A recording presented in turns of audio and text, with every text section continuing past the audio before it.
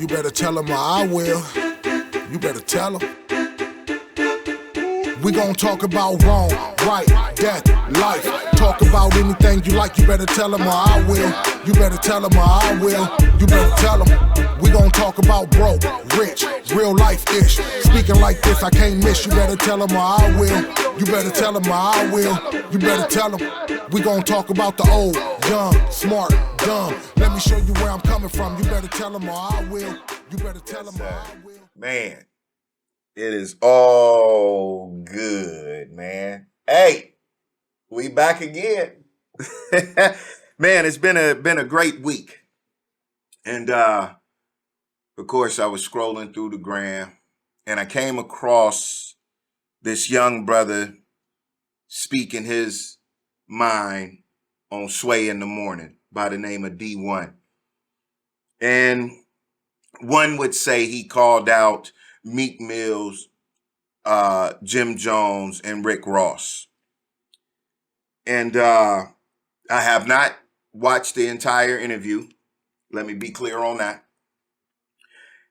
And I saw Rick Ross, or one of his replies, and and Jim Jones even went up to the show. And it struck me, man.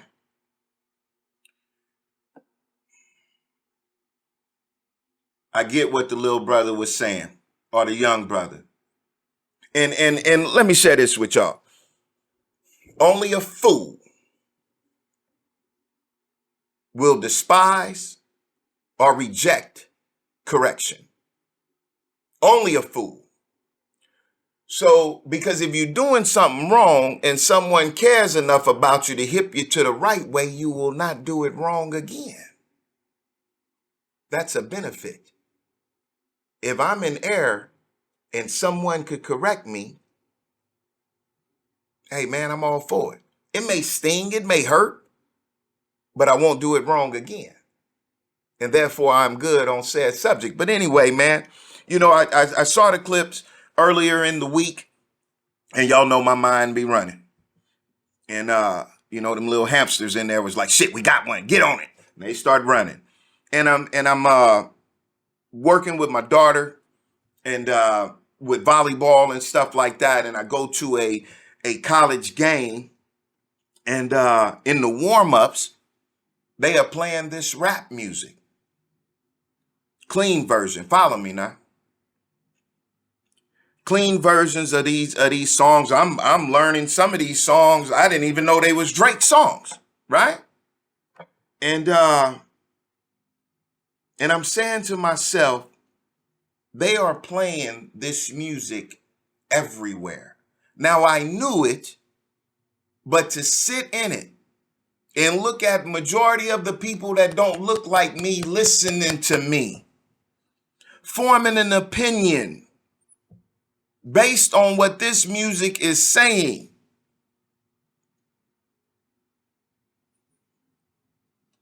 Then I take that and I time it, or not time it, but I put it together with what the young brother was saying to Meek Mill, Rick Ross, and Jim Jones. And Rick, Jim, and Meek, I am not using your name for fame, baby. At all. So don't come here with that. But anyway, then I began to think, grab my notepad. I'm sitting in the game. I grab my notepad on my phone. And I began to think about the steel with the crown on top. And the type of power that you have when you clutch one of these. I don't know if you ever been to a rap concert or a hip hop concert. If you ever get the chance to go see KRS-One, go. Just to see the energy, right? LL, right? The people that know Busta Rhymes, the ones that know how to rock the stage. And these cats, I'm gonna take you all the way back real quick. In the beginning of hip hop, when it was MCs, they would say, throw your hands in the air, wave them like you just don't care. Matter of fact, don't even worry about that one. Go back and research Run DMC in Madison Square Garden where they told everybody to take off your Adidas and hold one in the air. Go find them pictures to see the power of clutching a mic. To where it bought Adidas from here to a competitor of Nike with that moment. So when we holding the steel with the crown on top, we must be conscious of what we're saying. And what I mean by being conscious is, of course, your ego gonna get involved more so than you think.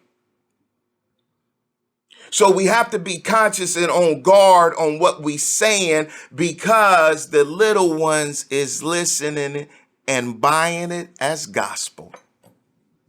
So this little brother says that Meek Mill, Rick Ross, and Jim Jones could be doing better. And he's questioning what they're doing versus what they're saying, in my opinion, from watching these clips. But what I noticed and what got me really going is Rick Ross apply. Rick Ross comes on and gets personal with the brother, talking about taking the basket off of your head because of the way the brother had his locks wrapped.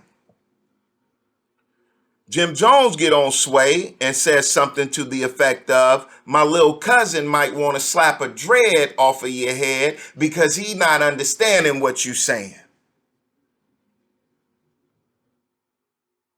They took it personal. Jim Jones goes on in his interview and mentions how Farrakhan, the Honorable Minister Louis Farrakhan, had summoned him. And I'm saying to myself, brother, if you talk to the minister and the minister put you up on game, then you apply that same game to a person that may be speaking out of ignorance. And Brother Rick goes on in his reply to share on how many turkeys he buys for the hood on Thanksgiving.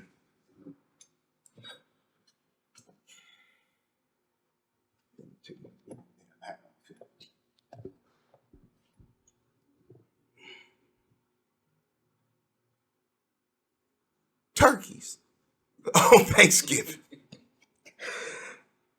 Then he mentions how many bikes and all of this giveaway, right? And when you look at it in truth and break it down, this brother the D1 brother is talking about lyrical content and message. These brothers get personal with the young man, and I don't know them, neither one of them personally that is involved. I'm just saying on what's coming across my phone. Okay. Number one, let's clear up a couple of things, right? Y'all ready? Okay. Rick Ross and Jim Jones, based on what they have shared with me through their music and entertainment, they some of the baddest, ballingest, car driving, ass whooping killers in the game. To where a rookie, a broke person, compared to, based on what they saying, I don't know nobody pockets, that done got you riled up like that. Didn't get the minister riled up. The minister gave a call to educate. But these bosses then came out of their executive suite all the way down to the street, metaphorically speaking. But when they talking about what they did for the people or what they do, and it's all good, man, it's all good. But don't confuse help with welfare. Because giving away turkeys on a holiday that don't have nothing to do with you, which is rooted in tragedy and death, let's be clear that that's welfare. Okay?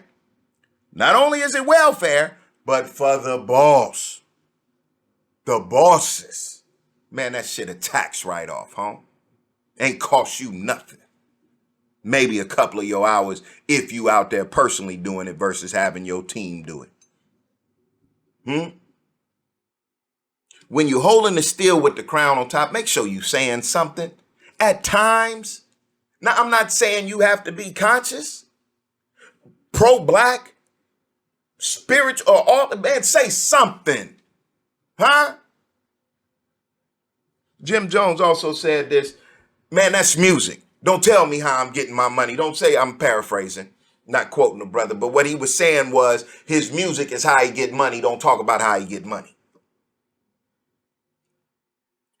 The truth of the matter is, believe it or let it alone. When you holding this still with the crown on top, you got a responsibility automatically. If you want to embrace that fact or not, two totally different things. But when you holding the steel with the crown on top, you better give them people something, man.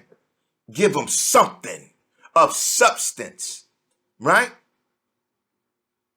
Because the young man and woman that is listening to you on a repetitive timing,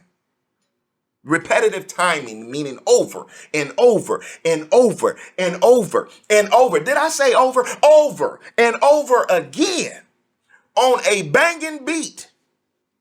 What did RZA say? The dumb, no, it wasn't RZA, one of the brothers from the Woo. It might have been Rebel INS.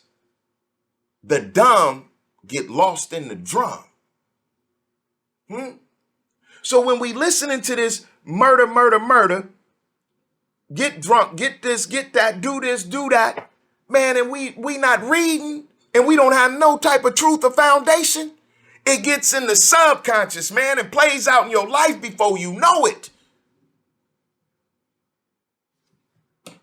Now, just to be clear, I have never listened to D1 songs in my life. Just got hip to the brother from that clip. I don't know what he's saying. But what I do know is that two so-called bosses took what a young man was saying personal. I didn't see no professionalism in it. None. Especially from one that pontificates that they a boss. That's just my opinion on it, man. So I'm clear. I done been in clubs.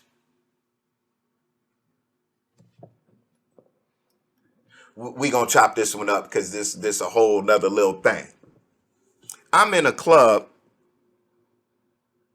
with the great DJ Pooh. Old Dirty Bastard, God bless the dead, and Brand Nubian was doing a show. This was at the Palace on Highland, Hollywood, California.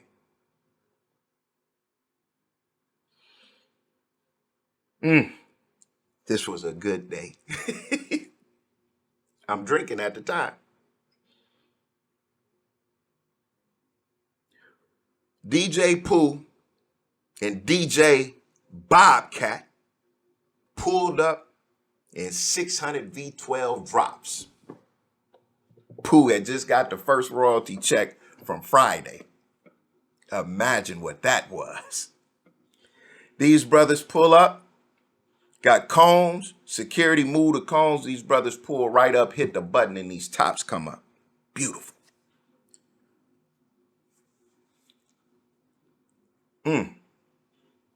We bum rush a dressing room, get to breaking it down, and they rolling up the weed and stuff. And, you know, I'm just rolling with them. Hear a knock on the door. I look down the little dressing cabinet with the mirror. I look at DJ Pooh, and he nod his head like, yeah, go ahead and open it. I open it, and it is Lord Jamal from Brand Nubian.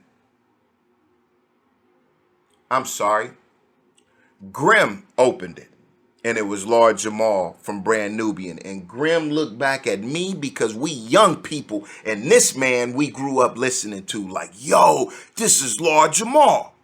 Lord Jamal takes a seat next to me, pulls out a brass and burgundy weed pipe. loads it, light it, and passed it to me. Long story short, they go downstairs. Lord Jamal grabs the steel with the crown on top and starts complaining about the sound man. And you can get the timing of what I'm saying by Method Man to Cow album, because Method Man had a song where he say the faggot sound men always sabotaging shit, right? It's around that time where people was complaining about sound men. Lord Jamal says these mics are made for drums, for the hi-hat on drum sessions. These whack woo he going off, right? And he says, tear this motherfucker up. And that was the end of the night. They got to tearing the club up.